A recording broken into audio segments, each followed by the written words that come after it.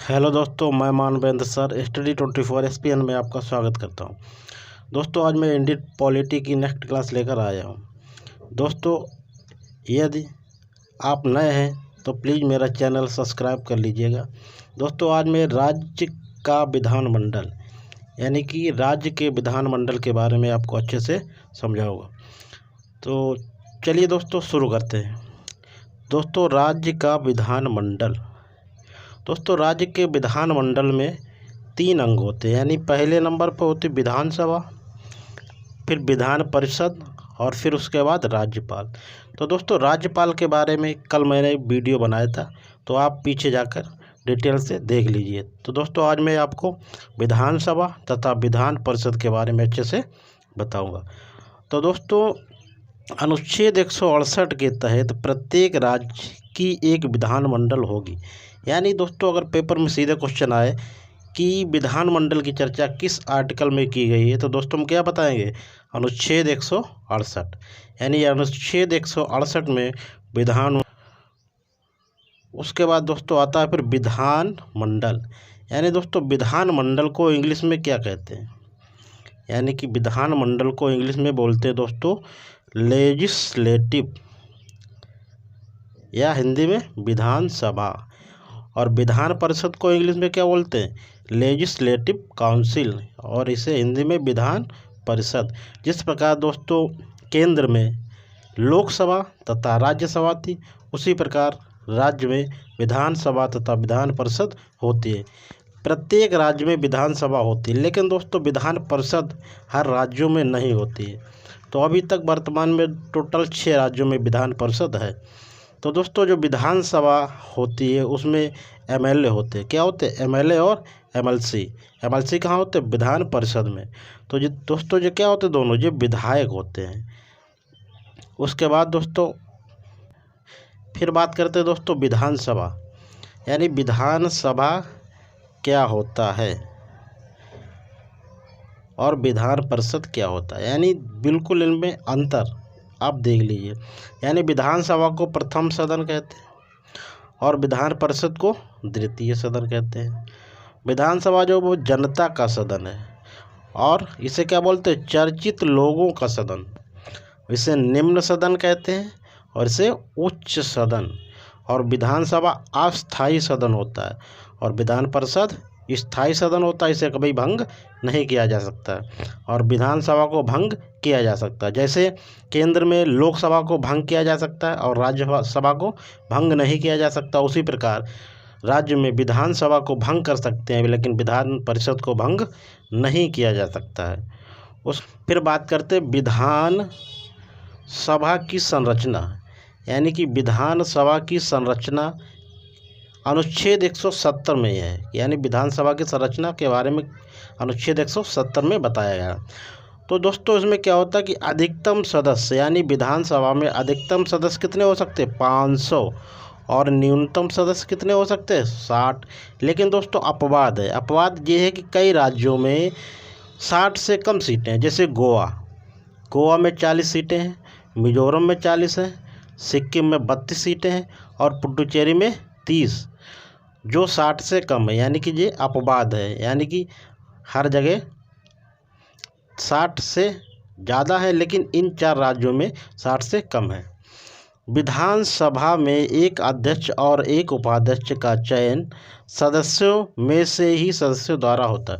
दोस्तों, कहने का मतलब ये है कि जो विधानसभा हमारी होती है, इस विधानसभा में जो एक अध्यक्ष होता है और एक उपाध्यक्ष होता है। जो अध्यक्ष और उपाध्यक्ष होता है, इसका चयन जो है वो सदस्यों में से ही सदस्यों द्वारा कर लिया जाता है।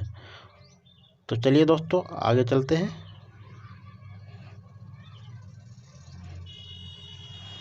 विधानसभा सदस्यों की योग्यता, यानी नंबर 1, उसकी आयु 25 वर्ष हो। यानी जो विधानसभा सदस्य हैं तो उनकी आयु कम से कम 25 वर्ष की होनी चाहिए। वह भारत का नागरिक हो, लाभ के पद पर नहीं, यानी कि सरकारी को जॉब वगैरह ना करता हो। नंबर 4, पागल या दिवालिया ना हो। अगर ये कंडीशन फॉलो करता है तो वो विधानसभा सदस्य बनने के योग्य होगा। जैसे दोस्तों केंद्र में लोकसभा सदस्य बनने की योग्यता 25 वर्ष थी, उसी प्रकार राज्य में विधानसभा सदस्य बनने की योग्यता भी 25 वर्ष है। निर्वाचन यानी कि इनका निर्वाचन कैसे होता है। तो दोस्तों जो विधानसभा सदस्य होते हैं उनका निर्वाचन प्रत्यक्ष रूप से जनता द्वारा होता है। राज्यपाल एक एंग्लो इंडियन का मनोनयन करता था, जिसे 2019 में 104वां संविधान संशोधन द्वारा समाप्त कर दिया गया। दोस्तों कहने का मतलब 2019 से पहले राज्य में राज्यपाल जो है एक एंग्लो इंडियन का मनोनयन करता था, लेकिन दोस्तों इस समय जो है अब वर्तमान में ये जो कंडीशन है वो अब नहीं फॉलो होती है, यानी कि अब एंग्लो इंडियन का मनोनयन जो है वो राज्यपाल नहीं करते। उसके बाद दोस्तों बात आती है कार्यकाल की, यानी कि कार्यकाल इनका क्या होता है। तो इनका कार्यकाल 5 वर्ष होगा, या इससे पहले राज्यपाल जो है विधानसभा को भंग कर सकता है। दोस्तों अगर विधानसभा भंग हो गई तो इनका कार्यकाल 5 वर्ष पूरा नहीं होगा। अब दोस्तों आगे बात करते हैं जो सदस्य होते हैं उनकी कार्य एवं शक्तियाँ, यानी पावर क्या है और क्या इनके कार्य हैं। तो दोस्तों इनका कार्य है कि विधेयकों को पारित करना तथा धन विधेयक को पहले विधानसभा में प्रस्तुत किया जाता है। दोस्तों जिस प्रकार केंद्र में धन विधेयक को पहले लोकसभा में पेश किया जाता है, उसी प्रकार राज्य में धन विधेयक को पहले कहाँ पेश किया जाएगा, विधानसभा में, उसके बाद विधान परिषद में जाएगा। यानी पहले कहाँ पेश किया जाएगा, सबसे पहले प्रस्तुत किया जाएगा विधानसभा में। नंबर 2 दोस्तों कि प्रत्येक वर्ष वार्षिक बजट को विधानसभा में प्रस्तुत किया जाता है, यानी कि हर साल वार्षिक बजट है वो भी पहले विधानसभा में ही पेश किया जाता है। मंत्रिपरिषद सामूहिक रूप से विधानसभा के प्रति उत्तरदायी होती है। दोस्तों मंत्रिपरिषद जो है वो सामूहिक रूप से विधानसभा के प्रति उत्तरदायी होती है। जैसे केंद्र में मंत्रिपरिषद जो केंद्र की है वो किसके प्रति उत्तरदायी होती है, लोकसभा के प्रति उत्तरदायी होती है। उसी प्रकार ठीक राज्य में विधानसभा के प्रति उत्तरदायी होती है क्या, मंत्रिपरिषद। फिर बात करते हैं दोस्तों गण पूर्ति या कोरम। दोस्तों ये क्या होता है, जैसे सपोज करो सत्र चल रहा है तो उसमें कम से कम कितने लोग आएँ तो हमारी मीटिंग चालू होगी। तो कम से कम 1/10, यानी कि सपोज करो कि 100 मेंबर है वहाँ पर, तो 1/10 मतलब 10 मेंबर वहाँ आए। अगर 10 मेंबर आएंगे तभी यानी कि जो भी संसद है, संसद तो केंद्र में होती, जो भी विधानसभा है तो उसमें क्या उसकी कार्रवाई चालू होगी। अगर इससे कम आते हैं तो उसकी कार्रवाई चालू नहीं होती। दोस्तों इसी को क्या कहते हैं, गण पूर्ति या कोरम। उसके बाद दोस्तों अब दोस्तों बात करेंगे विधान परिषद। यानी विधान परिषद के बारे में अनुच्छेद 171 में बताया गया। दोस्तों 4 आर्टिकल है इसमें, केवल 168, 169, 170 और 171, बस 4 जो हैं इन्हीं को अच्छे से याद कर लो। और पेपर में 1 या 2 क्वेश्चन पॉलिटी से ज़रूर आता, तो इनसे भी क्वेश्चन पूछने की बहुत ही संभावना बनी रहती है। तो दोस्तों 171 विधान परिषद की संरचना के बारे में बताता है। तो विधान परिषद में भी सदस्य होंगे, तो अधिकतम सदस्य कितने होते हैं, यानी विधानसभा के कुल सदस्यों का 1/3। दोस्तों कहने का मतलब अगर विधानसभा में 300 सदस्य हैं तो विधान परिषद में अधिकतम 100 सदस्य हो सकते हैं, मतलब 1/3 यानी तिहाई सदस्य हो सकते हैं। और न्यूनतम सदस्य दोस्तों कितने, 40, यानी 40 से कम नहीं होंगे विधान परिषद में। वर्तमान में 6 राज्यों में विधान परिषद है, यानी इस समय वर्तमान में कितने राज्यों में विधान परिषद है, 6 राज्यों में। तो दोस्तों आगे देखते हैं दोस्तों विधान परिषद वाले राज्य बिल्कुल ट्रिक से ताआम बिकाऊ है। दोस्तों इसका मतलब ता से तेलंगाना, आंध्र से आंध्र प्रदेश, मा से महाराष्ट्र, बी से बिहार, के से कर्नाटक, ओ से उत्तर प्रदेश। दोस्तों इन्हीं 6 राज्यों में विधान परिषद है।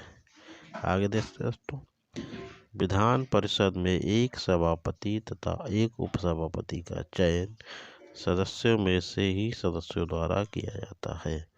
कहने का मतलब दोस्तों जो विधान परिषद होती है उसमें एक सभापति तथा एक उपसभापति होता है, यानी उनका चयन सदस्यों द्वारा ही होता है। तो चलिए दोस्तों आगे चलते हैं।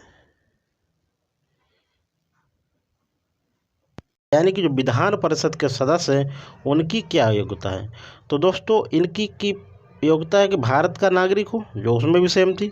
लाभ के पद पे ना हो, उसमें भी था लाभ के पद पे ना हो। उसकी आयु 30 वर्ष हो, बस ये कंडीशन फॉलो है कि विधान परिषद का जो भी सदस्य होगा उसकी आयु 30 वर्ष होती है, और जो विधान परिषद और जो विधानसभा का सदस्य होता है उसकी आयु 25 वर्ष होती है। उसका कार्यकाल वहाँ 5 वर्ष था, लेकिन इसका कार्यकाल कितना है, 6 वर्ष।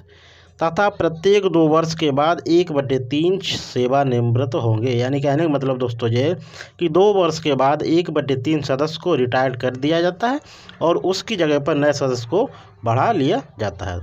तो चलिए दोस्तों, ये भी आप समझ गए हो। निर्वाचन, यानी कि इनका निर्वाचन कैसे होता है। निर्वाचन, विधान परिषद के जो सदस्य होते हैं उनका निर्वाचन कैसे होता है।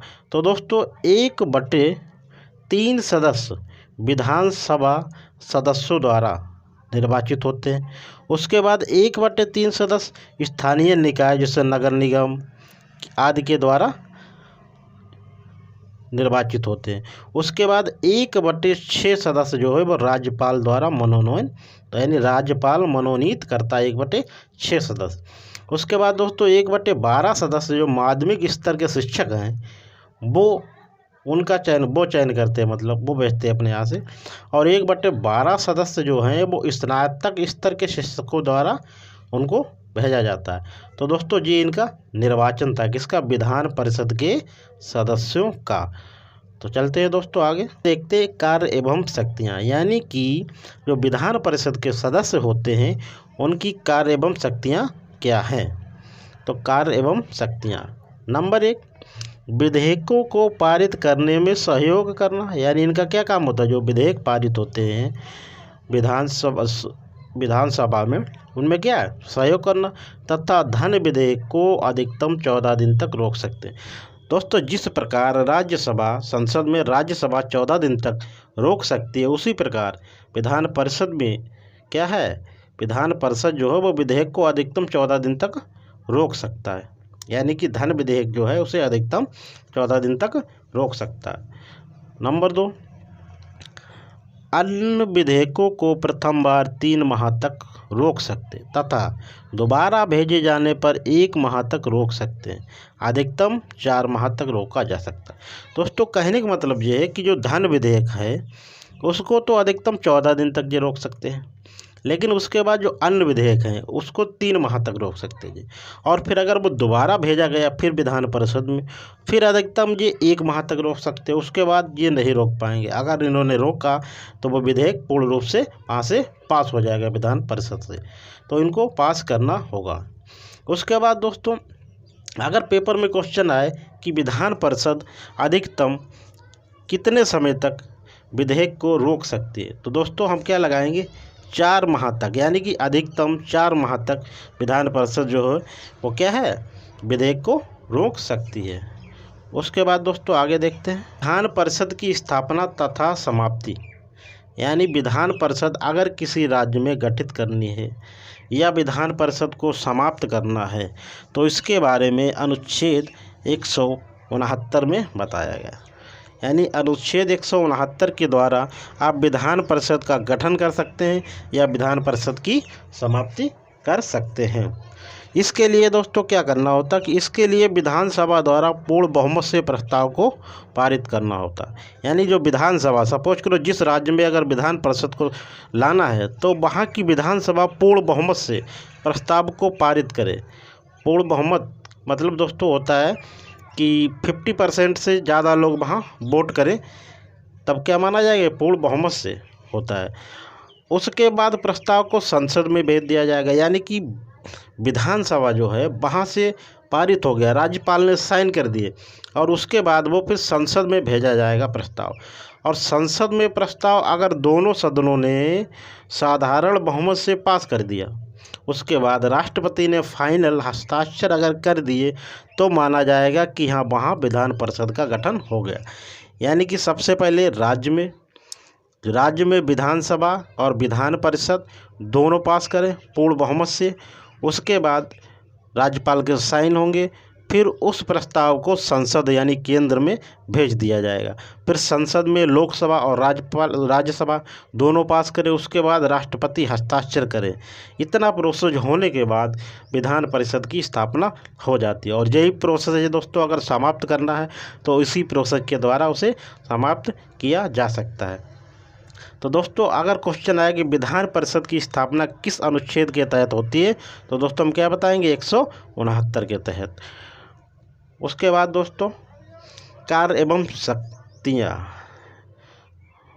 उसके बाद दोस्तों बस इतना, यानी यही तक था, यानी विधान परिषद की स्थापना तथा समाप्ति। तो दोस्तों आज मैंने आपको विधानमंडल के बारे में फुल डिटेल से बताया।